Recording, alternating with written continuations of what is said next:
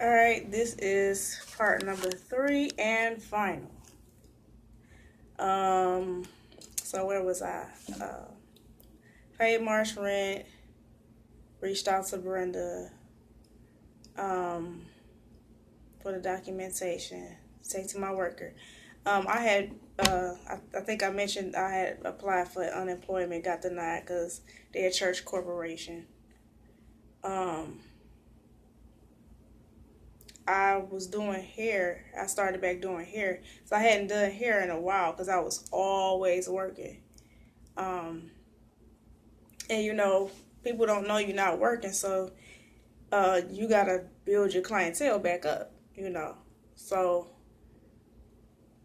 um, let's see. Brenda, text. Okay, so she she told me to reach out to Renee. When I reached out to her, because she can handle it as well. So months pass, and Brenda texts me, did you move out of the house because you didn't turn your keys in? I'm like, what? So I said, no, I didn't. And she said she want to come meet with me. So she comes over, we talk, and she pretty much, I had no idea. I just didn't know. Renee, she says that she informed me that you hadn't been paying your rent. You were having the rent, and I said that doesn't sound like Lakaya. And that right there tells you right there that wasn't my character to try to play somebody on the rent, or I was mad because again I was still paying it after I got fired. So she's saying that she never knew. Pastor and Cindy at this point don't know about it, which I find to be hard to believe because that's Cindy's sister, and she's not that friendly. So, with this little spiteful stuff, I can't believe that they don't know about that. And again, they have business meetings quarterly. So how y'all don't know that this much money is missing? So she said that she was gonna go talk to them, and that um, she would get back with me.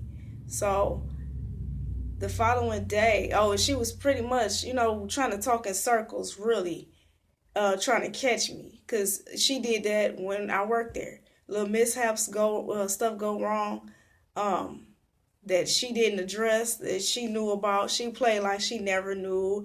I never told her, and stuff go wrong, something she didn't handle. She would blame maintenance, and of course they have meetings without us, so nobody's there to say no, that's a lie or whatever. So that's pretty much what was happening.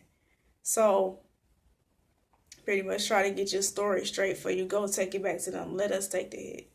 So anyway, the following day, she sends me a text saying that I need to call her and let her know that I'll be out in 15 days, or they'll proceed with the eviction process. So some more time passed, and I get a notice to vacate October 27th, which is a Friday. The same day, I got that in the mail. The same day, I get a notice taped to the door. And it says that our court date is the 30th, which is the following Monday. From 27th Friday to 30th the following Monday. Saying that I got served on the 9th. It was first class. I had 7 days to pay them and move out. And if I had to get a lawyer, then do it ASAP. But you can't get no lawyer over no weekend. Pretty much, so I can't defend myself or whatever. So, gets to court. you know, pretty much their attorney tells me that, um, okay, we'll just, clear what you owe, and you could just vacate.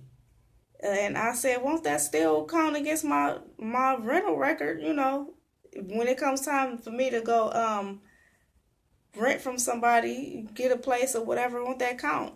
So no, it won't go on your record and all of this stuff. But pretty much they can still sue me for it, which I wouldn't put past them, because if they've been did this far and trying to make it hurt, I guess you fired me in the wintertime. So you didn't have no kind of regard about where I would have to go. And this is wintertime now. So so my move out date is on the 21st. Today is Wednesday the 15th. So it's Monday. I got a few more days, and Monday I gotta be out. So y'all do stuff like that and say, oh, well, we just want to dispel the rumors. Don't let nobody talk bad about your pastor and all of this stuff. And this is what y'all do to us. People that actually was supporting you.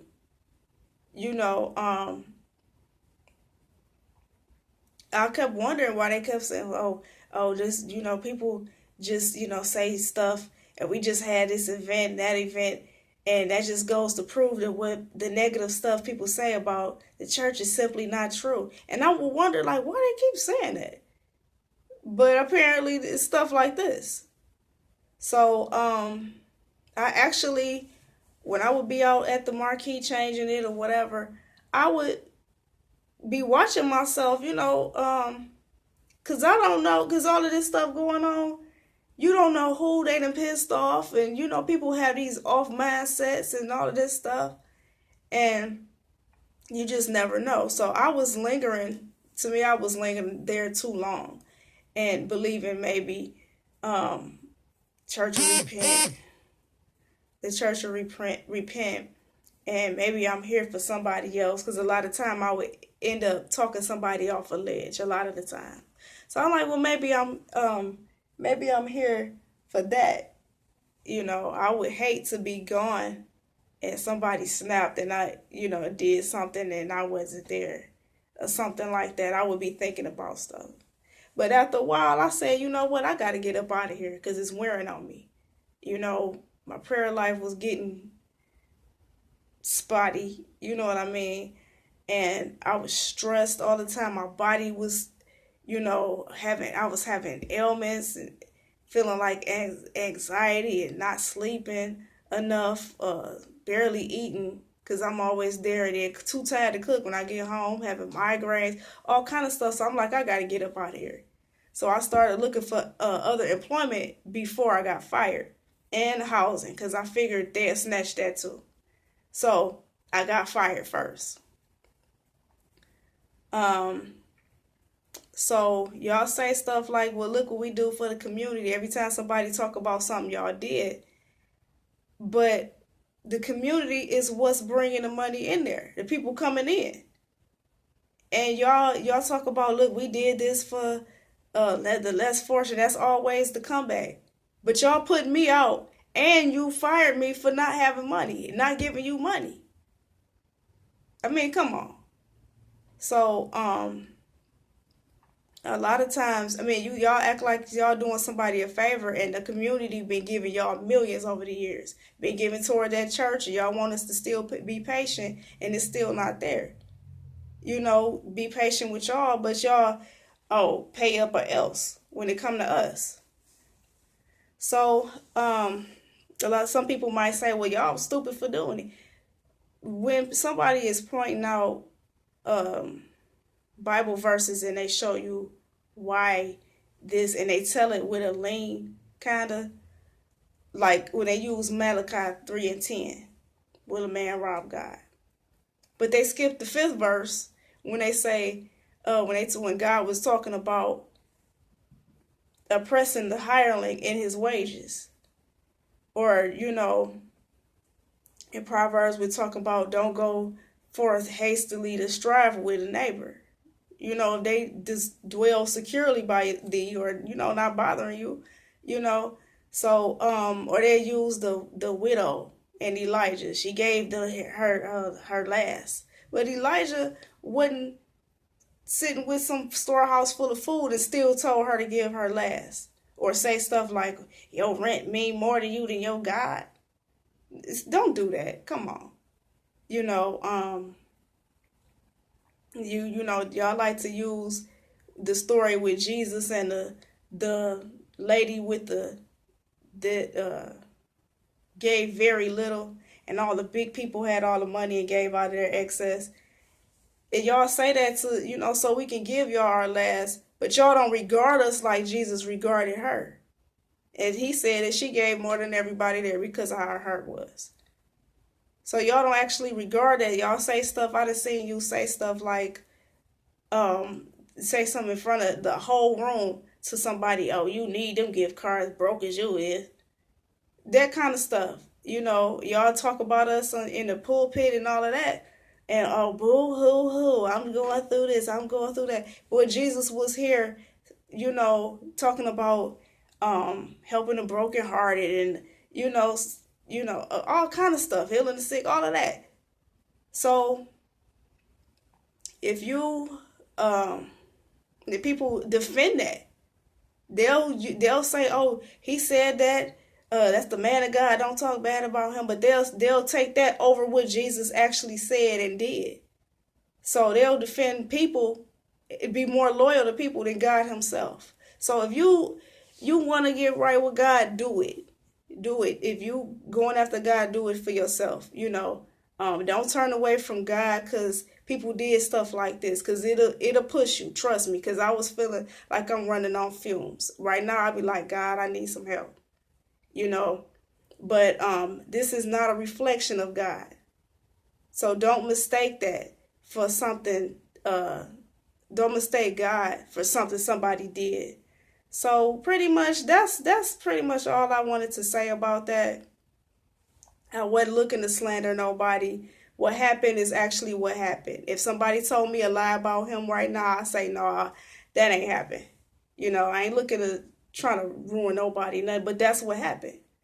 So I'm going to wrap this up, and that's it. I ain't going to say see you later because I don't like doing no videos, but see y'all.